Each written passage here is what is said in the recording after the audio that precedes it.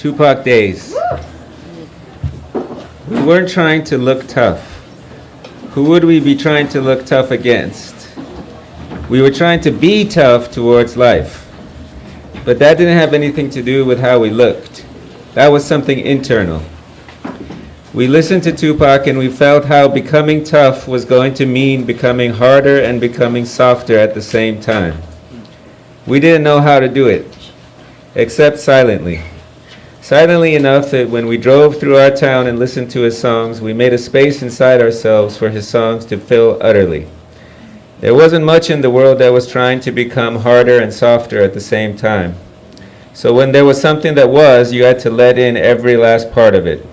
Somebody had done it, and he had died, and we were stuck in the world he'd left behind, but it was the same world he had done it in. You could have told us in those days that we both had to go to the dentist to get a root canal, and my sister and I would have thought, well, at least we can listen to Tupac in the car. At least the journey from here to there will be everything it should be. At least it will take in the heights and depths of human experience. At least all that. We felt like good people then. We felt like there was nothing about our sorrow that was distancing us from life. It felt like the opposite. We felt like we were getting closer. Only we were getting closer from underneath America. The overland route couldn't do it anymore. We were Iranian and we had grown up in white America where your sorrow put you in a corner. It put you outside the main action. We listened to Tupac and heard how your sorrow could not only be the main action, it was the main action, easily and effortlessly. Because what else could you have that took in everybody? White America had given us nothing. It wasn't interested in taking in everybody. It was interested in remaking them. There wasn't anything there for us in that regard. Tupac started from the present moment in his songs. The inarguable truth about the present moment was that it was finite, that life would end in death. I was glad to hear somebody say it. Death was the thing that allowed a person to become harder and softer at the same time. I wish everybody talked about death as much as Tupac, I said. We were driving up the hill to our house. We had gone to Seattle to do Christmas shopping.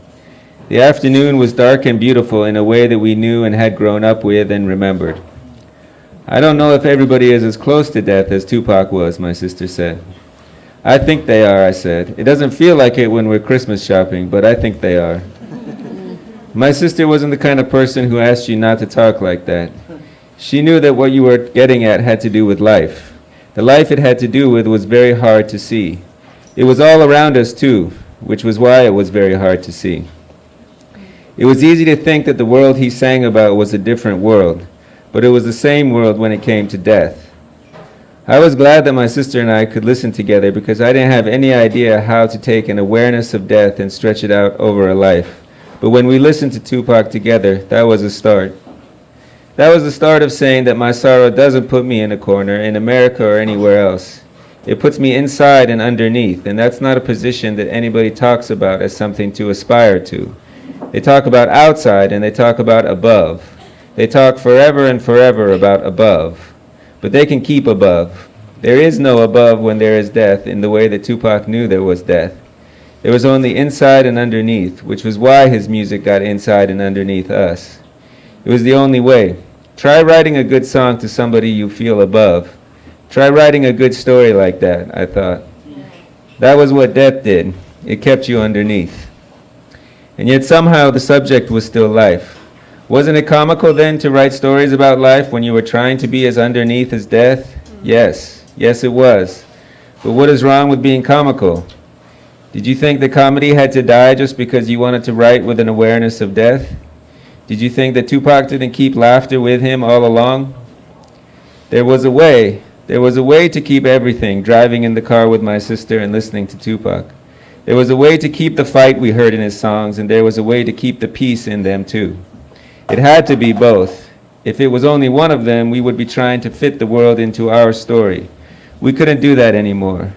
Both were true, and the bothness and fullness of the world was something we didn't know what to do with. But we listened and told ourselves, let it in, let it in. There was something about the person you had been a child together with that made it seem like you should not talk about death. Tupac helped us do it. Death could be a song too. Everything could be a song. If he could make a song about the people trying to kill him, then we didn't have any excuse. We were going to have to make some things too. We were going to have to make them with the same urgency of death. It's all right that they don't talk about death as much as he did, I said. Anyway, I can't really wish for things anymore. What do you mean, my sister said. It hasn't gotten me anywhere, I said. Anyway, everything I need is here. Everything? Everything to write a story. There's life and there's death. That's everything. It was good to talk about death with the person you had been a child together with. Back then there had been only life, and because that was all we knew, we would be wishing left and right. We would be wishing for life to be what we thought it should be. It was almost a constant wish, and we thought that in articulating it, we were getting closer. It had been a beautiful time. It had been some of the best wishing two people had ever done. It almost seemed like it wasn't even wishing, because we thought we were articulating something that was the world's wish. That was what two people wishing together could do. But as good as it had been, we drove around in those Tupac days listening to him and thinking that we were going to have something other than wishing together from here on out. And we didn't know exactly what that was, but it was all right to have it be silence sometimes, because that silence could be filled with a music that believed in life so much that it believed in death too. And that was important because it was the truth. And you didn't lose life when you let in death. Almost everything we had known up until then said that you did, but it wasn't true. It only took one man to show us in his music that it wasn't true. And it just meant that you had to learn to be lonely. You had to learn to be lonely because you couldn't wish together with anybody anymore. Even if you had been a brother and sister, and you had been able to wish together like you were leaving a trail of beauty wherever you went, like you could follow that trail back to everything good, no matter where you went. Even then, you had to learn to be as lonely as death, and you wouldn't be lonely anymore.